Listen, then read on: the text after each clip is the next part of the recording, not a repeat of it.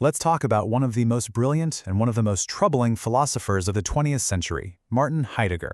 His ideas completely reshaped modern thought, but here's the thing you can't get around. He was also a Nazi. So how do you even begin to deal with that? On the one hand, you have this profound thinker whose work is still studied all over the world. And on the other, you have a card-carrying Nazi party member who actively supported a horrific, murderous regime. That's the huge, disturbing tension at the very heart of his legacy.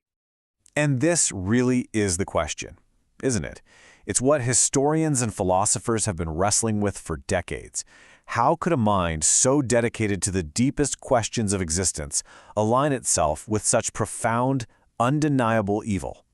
To even get a handle on the controversy, we first have to understand why he was, and still is, such a big deal. You have to see why his ideas were considered so revolutionary, because, well, they really were. Okay, so for centuries, philosophy's big question was basically, why does all this stuff exist? Heidegger comes along and says, whoa, hold on. Before we can even ask why anything is here, we have to ask a more basic question. What does it even mean to be in the first place? It was a total game changer. And to explore this, he gave us his most famous concept, Dasein. It literally translates to being there. See, for Heidegger, you and I aren't just objects in the world, like a rock or a tree. We're Dasein. We're the kind of beings who are actually aware of our own existence. We're thrown into this world, and we spend our lives trying to figure out what it all means.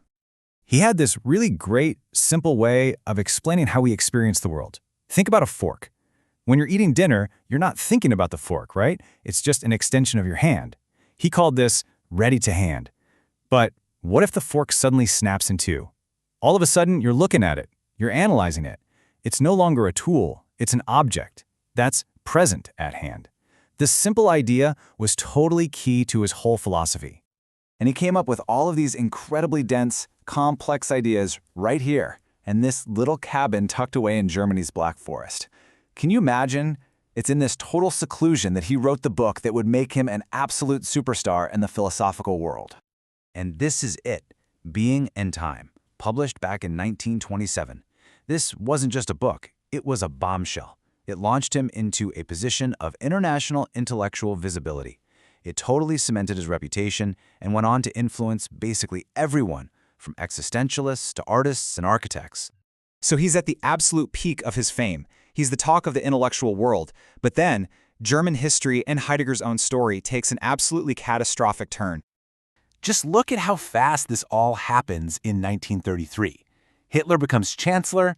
Less than 3 months later, Heidegger is elected rector of his university, and just 10 days after that, he formally joins the Nazi Party.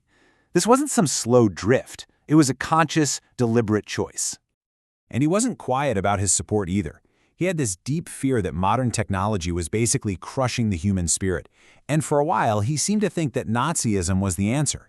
In a lecture a couple of years later, he actually praised what he called its inner truth and greatness. And if you thought maybe his public support was just for show, well, his private writings were even worse. When his so-called black notebooks were published, they revealed this deep-seated, classic anti-Semitism. It showed a really disturbing link between his philosophy and a truly racist worldview. But this is crucial. It wasn't just about words. It was about actions. He became rector in a hall draped with swastikas. He publicly endorsed Hitler. He completely cut off his Jewish mentor, Edmund Husserl, the very man who had championed his career.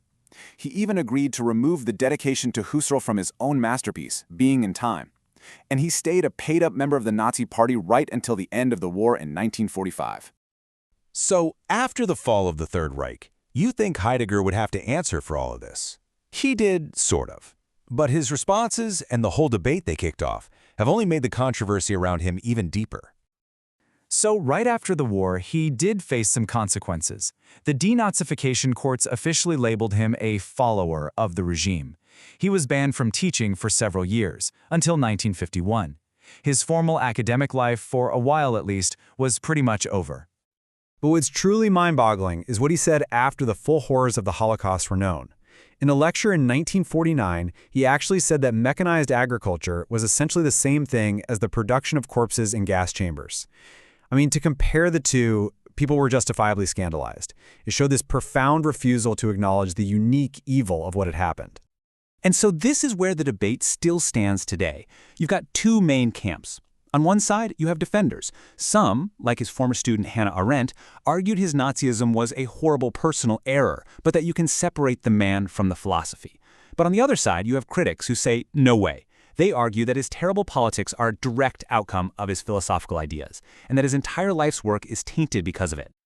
So what did Heidegger himself have to say about all this? Well, in a now famous interview from 1966, which was only published after he died, he gave his side.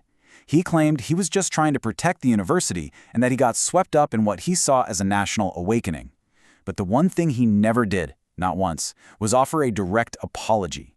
And that leaves us right back where we started, with this huge, unavoidable question. Can we, or maybe more importantly, should we, separate a thinker's ideas from their life?